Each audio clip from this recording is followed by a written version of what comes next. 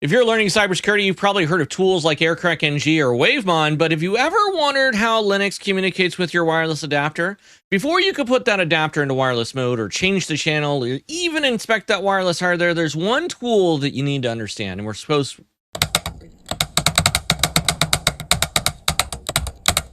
When most people think about Airodump-ng, they think Aircrack suite and all the tools associated with it for penetration testing or offensive cybersecurity. But it's more than that. See, it's a collection of open source wireless networking tools used by professionals and, more importantly, network administrators. Think of Airodump-ng as a wireless network analyzer. Instead of connecting to a Wi-Fi network, it listens to the radio traffic that's already being broadcast, and it gathers important information like nearby wireless networks, security types, signal strength, the channel they're operating on, broadcast activity, and in many cases, which client the devices are communicating with on that access point. It doesn't modify the traffic. It doesn't attack the traffic. Its primary job is just to observe and understand that data collection. Of course, what's in everybody's mind is you going to the manager saying you want to use this tool, and the manager going, I'm not doing pen testing. We're not doing offensive cybersecurity. Why should I use this tool? Well, if you're responsible for securing that wireless network, visibility is everything. You can't protect what you can't see. So tools like Airodump-ng help defenders answer important questions. Are there unauthorized access points nearby? Is our network using a channel we didn't expect or understand? What encryption is being advertised? How strong is our signal coverage? Are there any expected wireless devices in our operating area? Even during troubleshooting, Airodump-ng can quickly reveal some interference, overlapping channels, even our neighboring networks that could be affecting our performance. That's why understanding this tool is valuable whether you're pursuing cybersecurity, network administration, or even IT support. Now let's jump into Kali and take a look at this tool for ourselves. We're going to start with the simplest of commands, break down what we're seeing, and then let's explore some of the most useful options you should know. So start off, let's do a sudo, and then we're going to do an Airodump-ng, and then followed by our wireless connection. In my case, it's WLAN 1. Now it's going to go through and start doing its stuff. Right off the bat, you can see that it's collected some information pretty quickly as it's going through, scanning those channels. Everything in the top table represents a wireless access point that's broadcasting nearby. So the BSSID is that unique MAC address that we're seeing right here. And then think of this like that serial number or that hardware address. Even if the networks have the same Wi-Fi name, they're going to have different BSSIDs. And we can see that right here because we can see the ESSID for TIC on both of these, but those are actually two different access points. Now, PWR stands for power, it's signal strength. The closer the number to 0, the stronger that signal is. So we can see with this one is actually stronger than this one right here. So we can see option 2 higher than option 1. Anything at neg 37, that's going to be a pretty excellent signal. That's going to be pretty good. 44, which is what we're seeing right here, that's excellent. If we look at this one, we have 63. That one's pretty good. And then neg 75, that's fair. That's fair. It's not something I would want to connect to on a day-to-day basis, but it's not too bad. It's not going to ruin my day. What this also tells me is that the stronger signals are actually closer to me. So farther signal strength or I should say lower signal strength, that at that neg 75 that we're seeing right there, that's actually a farther access point away from me than, say, this one over here, which is at neg 63. Now, if we're looking at beacons over here, this right here, this is access point constantly advertising themselves. They're constantly sending beacon frames.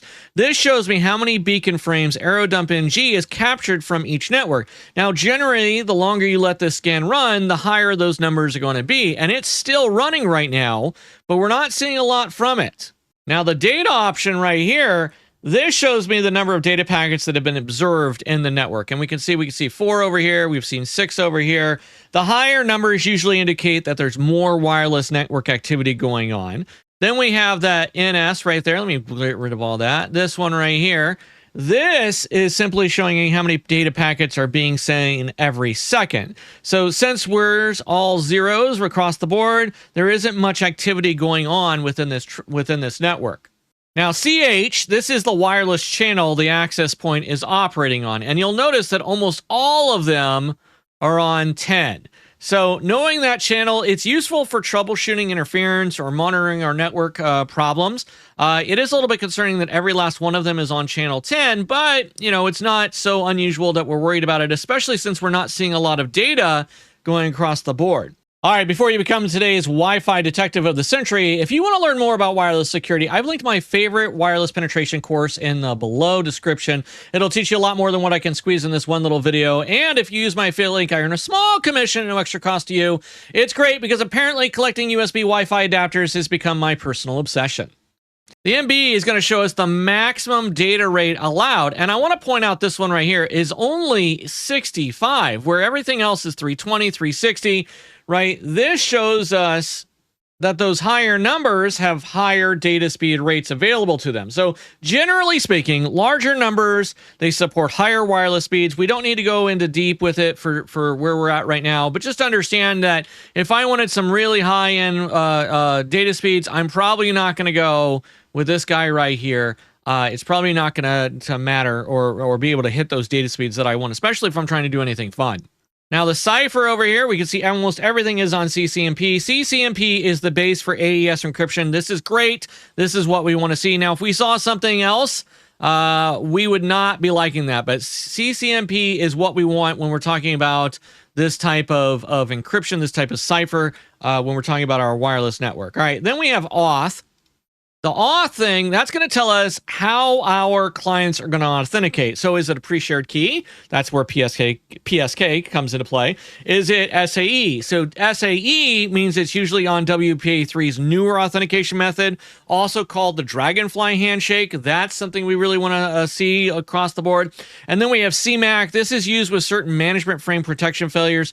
Not a lot going on here. What we really want to see is this SAE. Now, I restarted it so we can get some clients over here, and you'll notice that I stopped it. And the reason I know that I stopped it, if you were trying to figure it out, is right here where the channel's going through. It should be rotating. I'll show you what that looks like when we're done with this, but we're gonna concentrate on this bottom section right here. This is all about the clients. We can see this BSS ID right here is associated with this guy right here, which means that's the access point that our client, our station, right, is connected to. So that's going to be our client. And we can look at this MAC address. We could find out where that was. We could do some more information about that. But again, that's our client that's actually connecting to the access point. And we know that access point is using WPA.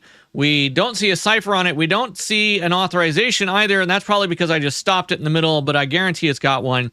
All right, our power level, neg 37, not a bad power level. That means it's fairly close to us.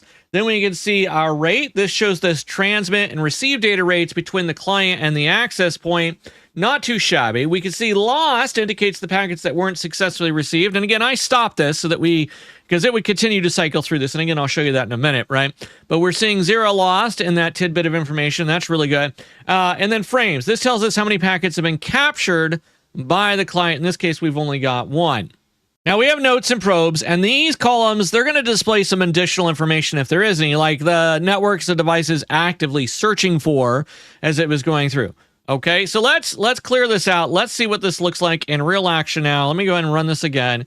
And I want to point out as it's going through, look at the very top right here. See how it's going through and running through those different channels. We can see the elapsed time associated with it going through. We can even see the date and timestamp associated with it.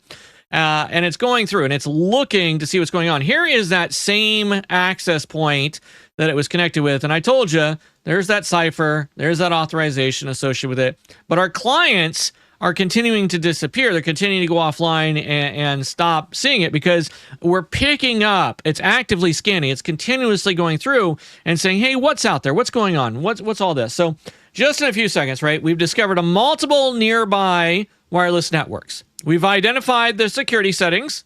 We've seen which channels they're using. We've measured their signal strength. We even know that at least the one clients that we've seen when I stopped it when we had it, right, those were connected. And we're going to get some more information as they connect and they go through and do their thing, all right? This is why Airodump-ng is a valuable tool when we start talking about wireless, right? It's going to provide some visibility. It's going to help us troubleshoot some misuse. It's going to let us help identify unauthorized access points. It's going to help us verify our security settings, and it's going to let us better understand what's going on within our network. At the very beginning, I don't know if you remember, we saw that read file, the network is down. That's because at the time, Wireless LAN 1 was brought down while Airodump-ng was still running. So the interface, the mode on the laptop, right, the thing, it went down temporarily. So that's message. It simply means that the wireless interface went down while the scan was running.